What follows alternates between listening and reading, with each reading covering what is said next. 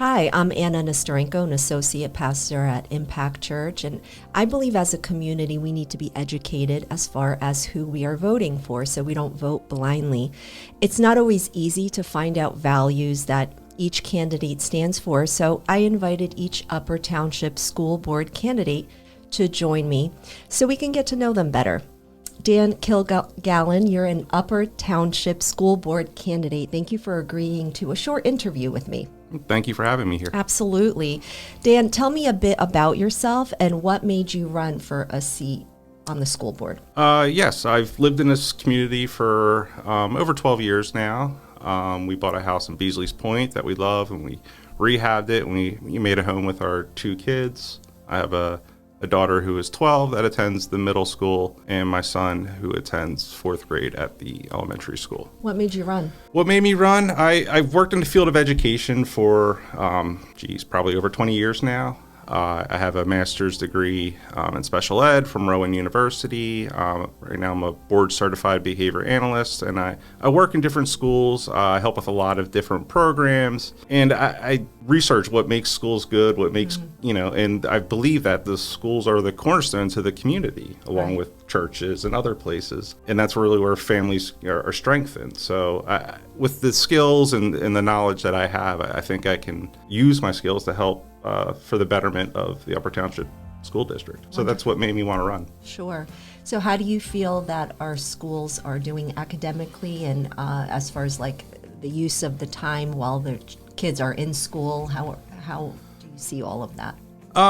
It's hard looking from the outside and seeing, what time is spent on what subject matter. A lot of that is dictated by the schedule and dictated by, how much time you're supposed to spend on certain subject matters. And there's also, you need to have time built in for students that need extra time for extra support and interventions. I from that end, I do know, I'm very grateful for some of the support and some of the interventions that the school is able to provide for kids who might be struggling with learning. As far as the time spent on, different subject matter, you talk about, you want learning to be equitable, and you want it to really be a source of social justice, I think might be the buzzword. One of the biggest markers for that is oral reading fluency. So that's, pretty much the amount of words that a student can accurately read in a passage of time. And oral reading fluency is one of the biggest markers for future success, future income,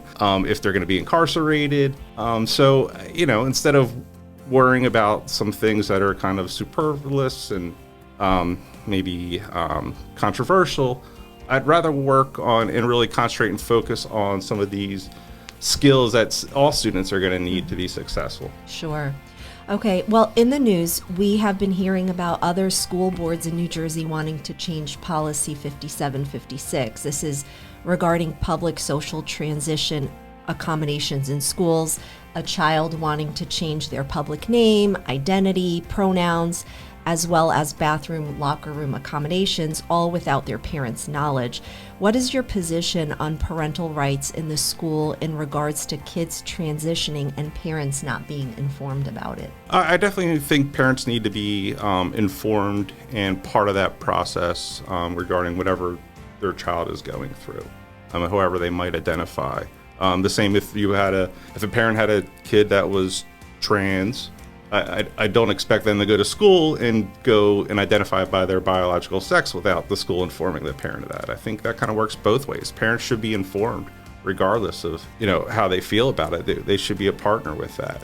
I also think, not only is it being informed, if a parent even expresses that they don't want their kid to be called by a different gender or a different name, the school will do it, in spite of that. Right. And it's secret. And I do have a problem with that. Okay. So do you believe that parents should have a greater involvement in what their children are being taught in the schools, or do you believe most of that should be left alone to the schools and they should be trusted in that? I think parents are going to be one of the greatest assets that we would have in schools.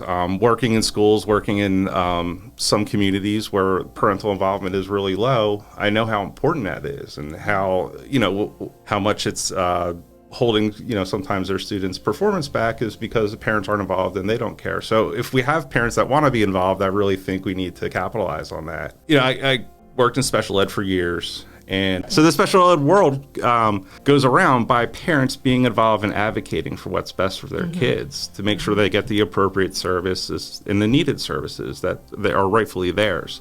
So I think if we discount parents, we really hurt a lot of the education field and a lot of the progress that we've made. Right.